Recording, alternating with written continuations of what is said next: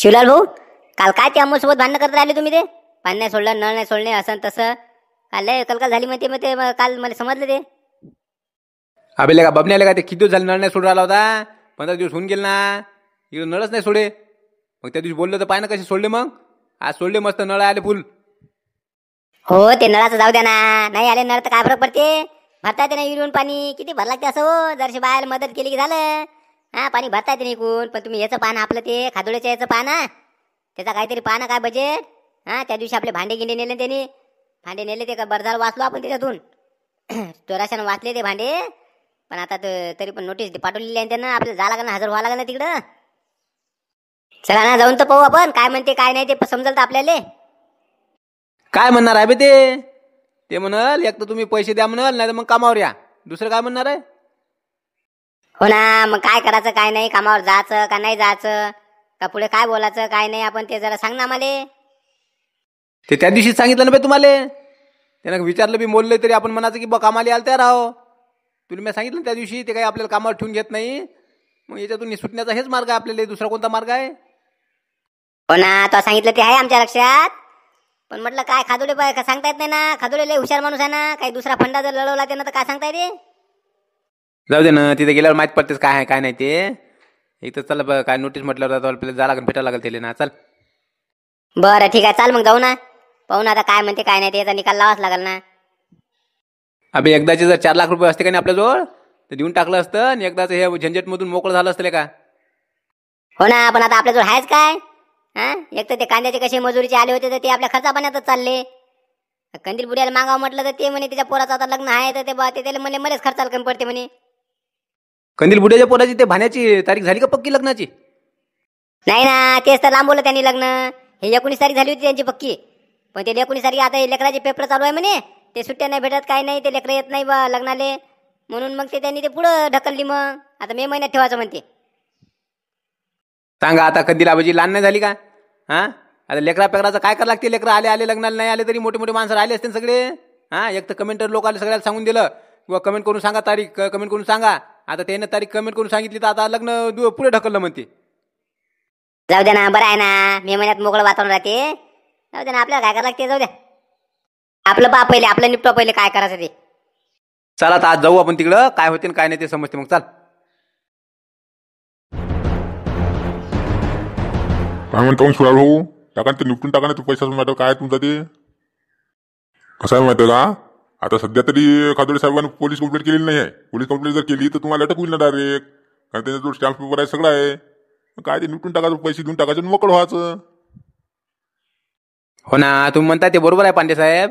पण काय करता राजू, आम्ही राजू गरीब माणसं. आमच्याजवळ पैसे असते तर आम्ही काल एवढे दिवस ठेवले असते का? पैसे नाही ना आमच्याकडे, म्हणूनच तर प्रॉब्लेम आहे. आम्ही कामावर आलो होतो बा त्यासाठी, तर पैसे फेडायसाठी. पण आता सुट्टीवर गेलो 2-4 दिवस. आता ते म्हणते काय येऊ नका म्हणते कामावर. ते तू बोलते की बा कामावर आले तर चालते म्हणते. कामावर या नाही तर पैसे द्या असं म्हटलं म्हणे मी. कामावर कुठं? आमचे 2 माणसं आले होते त्यांच्याकडे कामाले. त्यांना आकलून दिले का नाही विचारा त्यांना. हो खादोडे साहेब, हे आले तुम्ही ते कामाले? हो आलते ते कामाले, पण ते दोघंच आलते ना. माझं म्हणणं असं होतं की तुम्ही तिघं याचं असेल तर तिघं या, नाही तर असं दोघं येऊ नका. बरोबर आहे ना शिवलाल भाऊ? तुम्ही तिघांनी पैसे घेतले म्हटलं तिघाला यायला लागलं ना कामाले. व्हायला खादोड्यानं बी पलटी मारली रे. जाऊ दे, आपल्याला धूत दाखवा लागल. येतो म्हणा लागल कामाले, ते का ठेवून घेते थोडी. बरं काय हरकत नाही ना बुवा. तेव्हा आम्ही तिघं नाही आलो होतो, पण आता आम्ही आलो ना. आम्ही यायला तयार आहोत. आम्ही येऊ का कामावर उद्यापासून सांगा. म्हणजे पैसे नाही तुमच्याकडं, तुम्ही कामावर यायला तयार आहे नाही का? हो, कामावर यायला तयार आहो आम्ही तिघं बी यायला तयार आहोत. का हो खादोडे साहेब, काय म्हणता मग? हो कामावर येते मग तिथे ठीक आहे. पण आता एवढे दिवस आले नाही, त्याच्यानं आम्ही कामावाले दुसरे माणसं ठेवले आमच्या घरी. आता आम्ही घरी कामच नाही, तर आता कसं काय येईल काम कोणतं लावू मग? त्याने तर घरी दुसरे माणसं ठेवले म्हणते कामाले. मग आता काय करायचं? ते काय करायचं काय नाही आता त्याचा प्रश्न आहे. आम्ही कामाला यायला तयार आहोत. तुम्ही काही काम लावा ना. आम्हाला जे काम सांगसाल ते करायला तयार आहोत. पण आमच्याजवळ पैसे नाही. जमलं एकदाच. त्याच्या घरी कामावर माणसं ठेवली म्हणते दुसरे. मग काय घेणं नाही आपल्याला. आता आपल्याला कोणतं काम देणार आहे ते? कामच नाही तर राहू दे म्हणा लागेल पैसे. शिवलालनं आयडिया एक नंबर काढली. पण आता त्याच्या घरी कामावर माणसं ठेवलेली आहे म्हणते. आता काही खरं नाही. का हो खादोडे साहेब, हे म्हणते बा काम कोणतं करायला तयार आहो म्हणते आम्ही, पण पैसे नाही म्हणते. काय करायचं मग?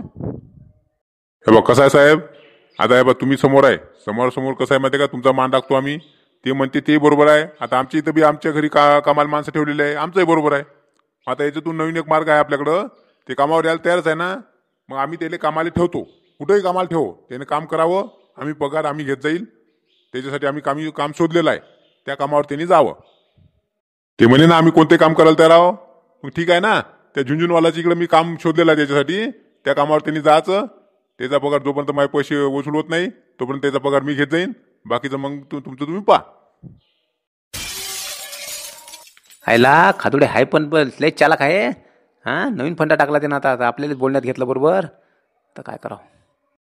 ठीक आहे मग शिलालो, तुम्ही त्या कामावर जा. जोपर्यंत याचे पैसे फिरत नाही तोपर्यंत काम करायचं, नंतर मग तुमचं तुम्ही पहा. नाही ना, पण कसं आहे पांडे साहेब, आम्ही त्याच्या घरी काम करतो म्हटलं होतं ना, आम्ही बा तुमच्या घरचं काम करतो असं म्हटलं होतं त्याले. असं थोडी तुम्ही आज लिहून दिलं होतं का घरचंच करीन काहीच नाही करणार, असं थोडी आहे. तुम्ही फक्त म्हणे कामावर येऊन फेडून टाकतो म्हणे पैसे, मग आज सवाय विषय संपला, कुठचं काम असो. शिलाल भाऊ, खागडे साहेबाचं बरोबर आहे. तुम्हाला काय काम करणार ना, कुठं ना कुठे करा ना, तुम्हाला काय घेणं नाही. हिंद्यानं म्हणजे त्या झुंझुनवालाची काम करून का मराच आहे का, माहिती आहे ना मला ते कसं आहे. ते टू कॉन्टॅक्टर असं आहे की ते लय पाला पाडून घेते.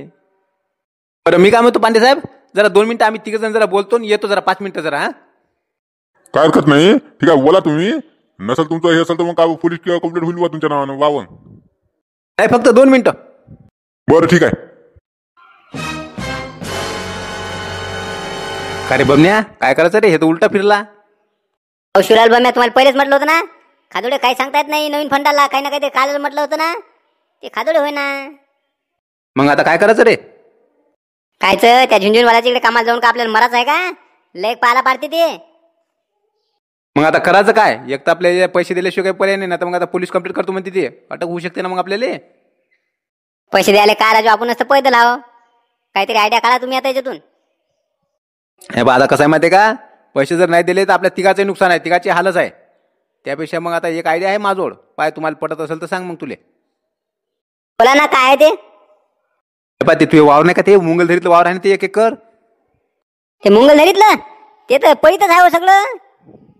हो ना, मागे तू इकाल निघाला होता ना ते. हो ना, ते इकतो म्हटलं पण ते काय ते 5 लाखाच्या वर कोणी मागे नाही. झालं ना, मग तुझे वावर बी विकले जाते आणि या कचाट्यातून आपण निष्ठून पण जातो. ते कसं काय बा. हे पा एरियात आपल्या तिघा मिळून पैसे द्यायला लागते ना आपल्याला. माईक कमांडर एक परी तुला घेऊन घे, तर पोरग एरी चालवते ना, चेत्यात चालवते ना, चालते ना, मग तुला कामा येते. आणि तुझे वावर आपण तरी खादोळीला देऊ. खादोळीला सांगू हे बुवा 8 लाखाचा वावर आहे, हे 8 लाखाचा वावर तुम्ही घ्या आणि आम्हाला 4 लाख रुपये द्या, 4 लाख रुपये आमचे काटून घ्या. त्यांना 4 लाख दिले की 4 लाख तुला येते बी, माईक कमांडर भेटते तुले, म्हणजे तुझ्या वावराची किंमत तुला ऑटोमॅटिक भेटून जाते.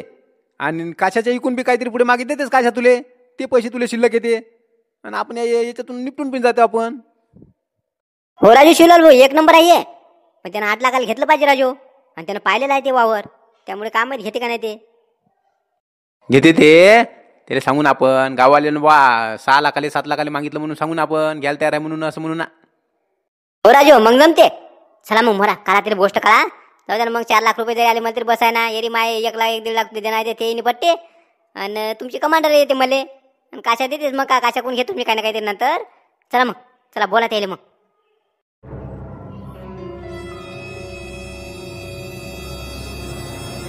बोला मग शिलाल भाऊ, काय झालं तुमचा निर्णय, काय झाला. हे बघ कसं आहे ना पांडे साहेब, आम्ही याच्या घरी जर काम असतं तर आम्ही राहायला तयार होतो, आणि याच्या घरी काम नाही म्हणते तर मग आम्ही कसं काय ते दुसरीकडे इकडे तिकडे काम करणार आहोत. तरी त्यातून आम्ही एक पर्याय काढला. हे आमच्या बबनचं वावर आहे, 1 एकर वावर आहे तिकडं मुंगलदरीत, ते वावर आहे.